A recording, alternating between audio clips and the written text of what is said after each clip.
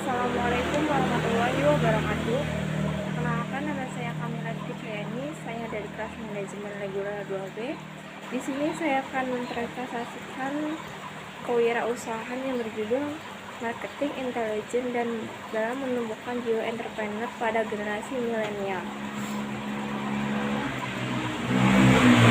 Indonesia saat ini memasuki era baru yang lebih dikenal dengan era bonus demografi. Ini merupakan fenomena yang sangat langka, karena dalam perjalanan sejarah suatu negara, hal ini hanya akan terjadi satu kali saja. Salah satu tanda bahwa era bonus demografi telah tiba di Indonesia adalah terjadi kenaikan jumlah populasi penduduk yang produktif antara berusia 15 tahun sampai dengan 65 tahun.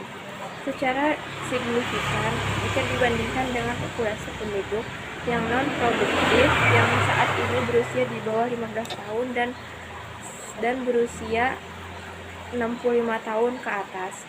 Rasio populasi penduduk yang produktif saat ini di Indonesia mencapai 2 atau 3 yang total penduduk yang ada atau yang biasa dikenal dengan istilah rasio ketergantungan atau dependency ratio.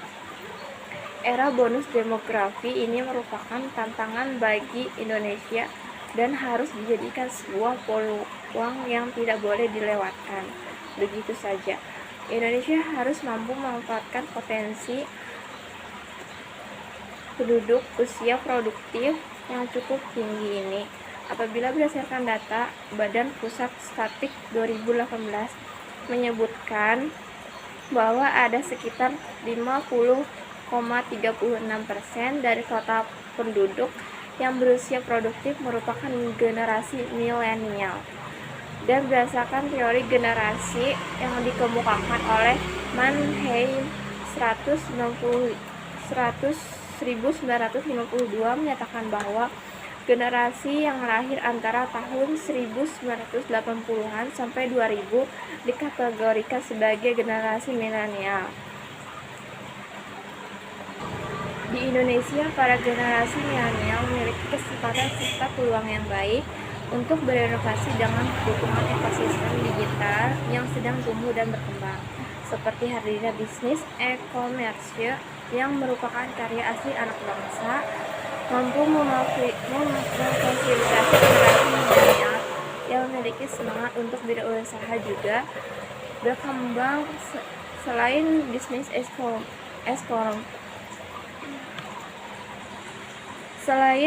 bisnis e-commerce, hadir pula bisnis yang bergerak di bidang transportasi online semisal transportasi online, Gojek, Grab, Uber, dan masih banyak lagi yang lainnya.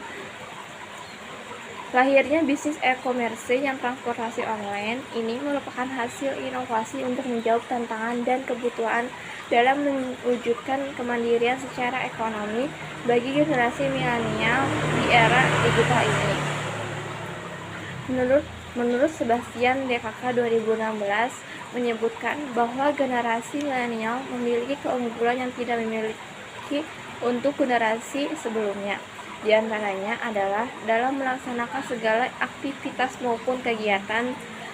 Generasi milenial menginginkan segala sesuatunya dilakukan dengan cepat, sulit bertahan dalam pekerjaan yang sama dalam waktu yang relatif lama, sangat dinamis, kreatif, inovatif, sangat friendly dengan media sosial dan perkembangan teknologi.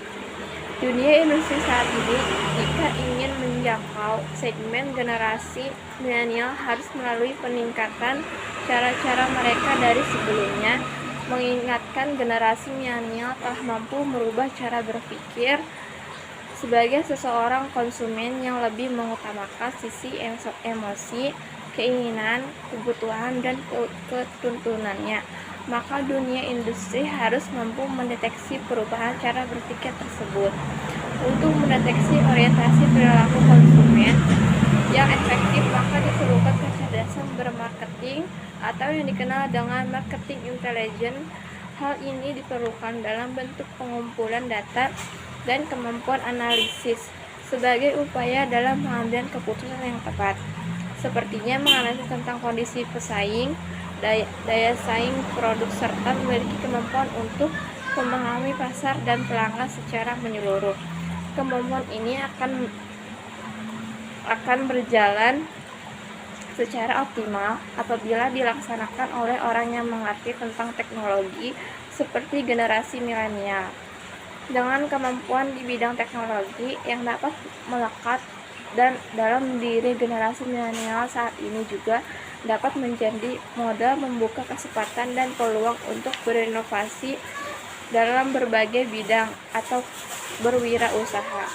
Hal ini sejalan dengan hasil penelitian Ambawati dan Sobari 2020 yang menyatakan bahwa mahasiswa dapat menjadi seorang pengusaha apabila mampu mengubah pola pikir konvensional ke digital dengan bermanfaat teknologi yang terus berkembang dimulai dari hal yang sederhana pemasaran melalui media sosial yang memiliki. Bahkan saat ini ada mahasiswa yang mampu menciptakan aplikasi untuk membangun bisnis sendiri. Li 2016 dalam penelitiannya juga memperoleh hal serupa, yakni 68,4%, juga lebih dari 2/3 dari mahasiswa yang diwawancarainya. Mereka lebih memilih untuk mempunyai bisnis sendiri daripada bekerja kepada orang lain. Berdasarkan uraian tersebut, penelitian ini akan mengkaji bagaimana peran marketing intelijen dalam menumbuhkan jiwa entrepreneur generasi milenial. Marketing intelijen atau kecerdasan pemasaran merupakan manifestasi dari sebuah kemampuan dalam mengumpulkan dan menganalisis suatu informasi atau data agar segala sesuatu yang terkait dengan pengambilan keputusan dan diinspirasi orang baik terhadap 4 bagian yang dibutuhkan. Dalam kecerdasan ini meliputi produk intelijen, competitor intelligence, customer understanding, and marketing understanding. Menurut Burns and DKK 2017, terdapat 2 unsur penting dalam marketing intelligence, yaitu meliputi marketing reach dan customer relationship. Marketing atau database marketing, yaitu menjadi fokus dari marketing stage, adalah lebih kepada proses perencanaan pemasaran yang dimulai dengan menganalisis situasi dan kondisi serta membangun strategi dan program pemasaran yang diakhiri dengan mengaplikasi strategi dan program yang sudah dirancang sebelumnya. Sedangkan yang menjadi fokus utama dari database marketing terletak pada pengolahan data dalam sistem database. Cara kerja database marketing ini adalah dengan mengkolaborasikan antara teori pemasaran dengan teori teknologi informasi, dan database marketing ini masih tergolong teori yang masih baru. Dalam strategi pemasaran modern sering kali menggunakan database marketing untuk mengaktifasi data mining. Aktivitas ini dilakukan untuk mendukung dalam mengambil keputusan guna mempermudah dalam menemukan pengetahuan baru. Menariknya, dalam aktivitas database marketing ini memanfaatkan teknologi yang ada, mulai dari proses pengumpulan data sampai dengan analisis datanya. Salah satu teknik analisis yang bisa digunakan adalah SaaS atau Software as a Service, atau juga bisa menggunakan OLAP atau Online Analytic Processing, dan masih banyak lagi tools yang bisa menggunakan output dari data mining. Ini sangat penting karena nantinya akan digunakan sebagai dasar dalam pengambilan sebuah keputusan seperti untuk menganalisis target penjualan menggunakan forecasting konsumen serta untuk menganalisis pelanggan yang potensial. Berdasarkan hasil penelitian Ambolati dan Suwanto menyatakan bahwa memanfaatkan teknologi data mining bisa menjadi salah satu opsi yang dapat digunakan dalam melakukan segmentasi pasar atau konsumen potensial untuk mendukung kegiatan marketing intelijen. Menurut Kotler dan Armstrong 2008, marketing intelijen adalah kumpulan informasi dan analisis secara sistematis terkait informasi yang tersedia tentang pesaing dan perkembangan di pasar.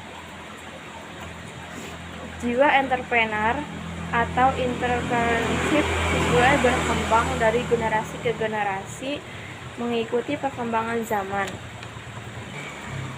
Entrepreneurship selalu berkembang dari generasi ke generasi mengikuti perkembangan zaman, namun ada hal yang tidak akan pernah berubah, yaitu kemampuan seorang entrepreneur yang selalu dapat memanfaatkan sumber daya yang ada untuk menghasilkan produk atau jasa yang baru,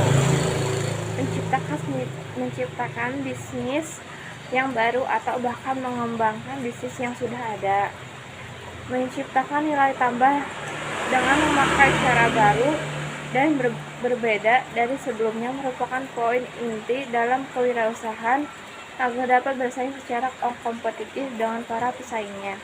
Menurut Jim Merer dalam Hatta 2008 terdapat beberapa pendekatan metode dalam menciptakan nilai tambah, diantaranya adalah melalui proses penemuan pengetahuan yang baru atau bisa juga memberikan nilai tambah dengan mengembangkan teknologi yang baru, atau bisa juga dengan cara memperbaiki produk atau layanan jasa yang sudah ada saat ini, atau bahkan dapat menemukan cara yang lebih efisien dengan sumber daya yang lebih sedikit. Setiap orang pada hakikatnya memiliki semangat entrepreneur dalam dirinya, asalkan orang tersebut memiliki kemauan untuk senantiasa berperilaku kreatif, inovatif, selalu siap menghadapi perubahan dan tantangan, serta menyukai kemajuan, karena sejatinya rahasia untuk menjadi seorang entrepreneur adalah kreatif dan inovatif. Menurut Lee 2006, dari hasil penelitian yang pernah dilakukan memberikan kesimpulan bahwa perguruan tinggi memiliki tanggung jawab untuk ikut serta menumbuhkan potensi-potensi yang dimiliki oleh peserta didiknya dengan memberikan pendidikan dan wawasan terkait kewirausahaan, karena dengan memahami secara detail tentang kewirausahaan ternyata harus memahami secara detail tentang kewirausahaan dapat mempengaruhi minat kaum muda untuk menjadi seorang kewirausahaan. Generasi milenial dalam generasi teori yang dikemukakan oleh Mahneem 1952 menyebutkan generasi milenial dengan istilah generasi Y. Jika berdasarkan dari karakteristik tahun kelahirannya generasi Y, ini adalah generasi yang lahir dalam rasio tahun 1980-an sampai tahun 2000 dan melalui Indiana dalam sebuah surat kabar utama yang editorial dalam sebuah surat kabar utama yang terbit di Amerika Serikat tahun 1993 berperan sangat besar dalam mempopulerkan istilah ini. Charles 2018 menyatakan hal yang sama dengan Mannheim terkait dengan karakteristik generasi milenial berdasarkan tahun lahirnya. Charles menyebutkan periode tahun 1983 sampai tahun 2001 merupakan tentang tahun kelahiran para generasi milenial, sedangkan Paul and Strauss tahun 2000 memberikan ilustrasi terkait dengan generasi milenial adalah mereka yang lahir pada tahun 1982 sudah mulai masuk persekolah dan mereka yang ada pada tahun 2000 lulus dari sekolah menengah atau SMA. Dari istilah ini merupakan populer pada tahun 1987. Hasil penelitian dari Les Kanter dan Spillman 2003 menghasilkan karakteristik yang melekat dalam diri generasi milenial. Les Kanter dan Spillman menyatakan bahwa generasi milenial memiliki sikap yang realistis, sangat menghormati perbedaan yang ada, lebih senang bekerja sama dan tim, serta memiliki sikap optimis dan percaya diri yang tinggi dalam setiap hal yang dilakukan. Dan ternyata generasi milenial memiliki kepercayaan terhadap nilai-nilai moral dan sosial, namun sangat pragmatis dalam menyelesaikan masalahnya. Sedangkan berdasarkan hasil penelitian Hidayatullah DDK 2018 dengan judul Perilaku Generasi Milenial dalam Menggunakan Aplikasi GoFood, menyatakan bahwa salah satu karakteristik generasi milenial yang berpengaruh secara signifikan adalah kemampuan generasi milenial dalam memanfaatkan teknologi dan informasi dalam setiap aktivitas yang dilakukan sehari-hari, dimulai dari mereka bangun tidur sampai kembali tidur. Di samping itu, untuk menjamin kepuasan kelompok generasi milenial, informasi yang disajikan harus yang berkualitas atau no-hoax dengan tampilan informasi yang menarik. Hidayatullah DDK 2020. Berikut ini adalah hipotesis yang digunakan atau H1. Marketing research berpengaruh positif dan menumbuhkan jiwa entrepreneur pada generasi milenial. A2, database marketing berpengaruh positif dalam menumbuhkan jiwa entrepreneur pada generasi milenial. H3, marketing berpengaruh dominan dalam menumbuhkan jiwa entrepreneur pada generasi milenial. Yang kedua adalah wirausaha muda membangun desa. Pembangunan desa dalam konteks kekinian menunjukkan arah pada kemandirian masyarakat. Pendapat dari Agus BKK 2014 memberikan poin penting bahwa kemandirian masyarakat dipandang sebagai suatu kondisi yang terbentuk melalui perilaku kolektif masyarakat melakukan perubahan sosial, atau perubahan perilaku kolektif itu dapat didukung melalui program investasi masyarakat yang dikembang oleh pihak luar atau pemerintah, yang masyarakatnya adanya generasi partisipasi masyarakat. Selain itu dapat juga muncul atas dasar inisiatif dan kreativitas masyarakat setempat. Salah satu kajian terdahulu yang menunjukkan perlunya memasukkan unsur pemuda dalam membangun desa dilakukan oleh Kartika 2013, yaitu potensi kaum muda di desa dapat mengoptimalkan melalui kewirausahaan serta minat dan bakat pemuda serta potensi daerah. Penelitian tersebut menunjukkan pentingnya peran pemuda dalam mengembangkan program pembangunan pendesaan yang dirintis secara berkelanjut oleh pemuda maupun organisasi pemuda.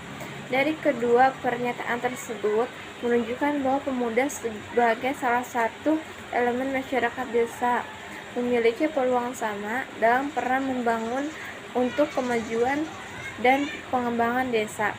Dalam konteks pembangunan desa, pemuda menempati posisi sentral dalam dinamika berjalan perkembangan desa, termasuk menjadi sebagian dari agen yang secara kreatif dan inovatif mampu memanfaatkan berbagai macam peluang ekonomi yang kemudian mereka dikenal sebagai wirausaha muda. Konsep kewirausahaan senantiasa mengalami perkembangan, yaitu tidak hanya membahas aspek mentalis kreativitas, dan inovasi tentang mengalami perubahan paradigma untuk merespon kemajuan, perubahan, dan adaptasi terhadap lingkungan. Puspitasari 2016 bila mencermati lebih lanjut saat ini untuk wilayah desa, gerakan untuk menimbulkan dan mengembangkan kewirausahaan desa dilakukan oleh pemuda. Kapasitas pengetahuan, semangat, serta daya juang yang dimiliki oleh pemuda ini menjadi daya ungkit untuk mengoptimalkan berkah sumber daya alam maupun sumber daya lainnya yang ada di wilayah pedesaan. Kondisi ini selaras dengan momentum perubahan paradigma pembangunan desa pasca implementasi Undang-Undang Desa tahun 2014 yang mendorong prakarsa, gerakan, dan partisipasi masyarakat desa untuk mengembangkan potensi dan aset desa bagi kesejahteraan masyarakat desa. Dengan demikian, pemuda menjadi moda penting dalam proses dan pengawalan pembangunan desa secara jangka panjang. Pengembangan kewirausahaan di desa ini menjadi salah satu bentuk peningkatan nilai tambah bagi desa untuk menuju inovatif driven ekonomi sesuai dengan visi pembangunan 2025 yang diwujudkan melalui 3 hal, yaitu peningkatan nilai tambah dan perluasan rantai nilai proses produksi serta distribusi dari pengolahan aset dan akses atau potensi sumber daya alam atau SDA, geografis wilayah dan sumber daya manusia atau SDM melalui penciptaan kegiatan ekonomi yang terintegrasi dan sinergis di dalam maupun antar kawasan pusat-pusat pertumbuhan ekonomi. 2. Mendorong mewujudnya peningkatan efisien produksi dan pemasaran serta integrasi pasar domestik dalam rangka penguatan daya saing dan daya tahan perekonomian nasional. Dan 3. Mendorong penguatan sistem inovasi nasional di sisi produksi, proses maupun pemasaran untuk penguatan daya saing global yang berkelanjutan. Pernyataan tersebut menunjukkan adanya peluang bagi desa untuk membangun Indonesia. Perspektif baru membangun desa menjadi alternatif baru bagi desa untuk penempatan warga desa termasuk pemuda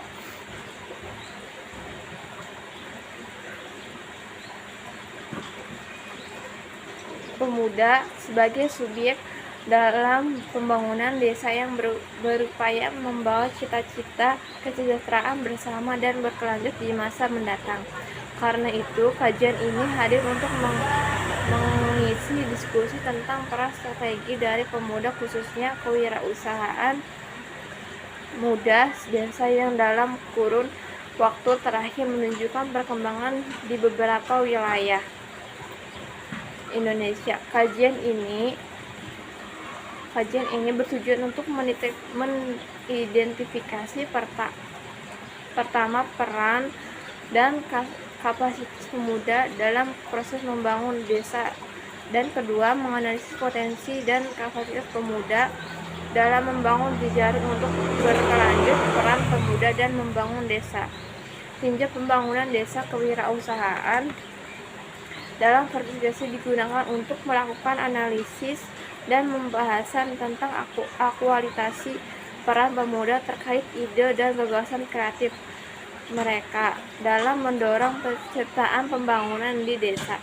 Dalam mencermati bentuk kontribusi wirausaha muda desa ini, penulis mengambil contoh aktor muda desa yang ada di wilayah Gunung Kidul, yaitu Yogyakarta, yaitu Sugeng Handoko, penggerak desa wisata Ngalanggeran, Gunung Api Purba, dan Nur Agis Aulia, pendiri gerakan Banten Bangun Desa. Karakteristik unik dari dari pribadi kedua contoh wira muda ini menjadi antisipasi bagi pemuda Indonesia lainnya, khususnya dalam hal